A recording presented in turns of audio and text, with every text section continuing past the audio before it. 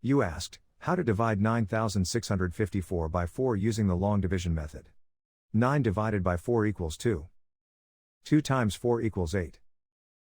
9 minus 8 equals 1. Bring down 6, making 16. 16 divided by 4 equals 4. 4 times 4 equals 16. 16 minus 16 equals 0. Bring down 5, making 5. 5 divided by 4 equals 1. 1 times 4 equals 4. 5 minus 4 equals 1. Bring down 4, making 14. 14 divided by 4 equals 3. 3 times 4 equals 12. 14 minus 12 equals 2. The remainder is 2. The final result is 2413 remainder 2.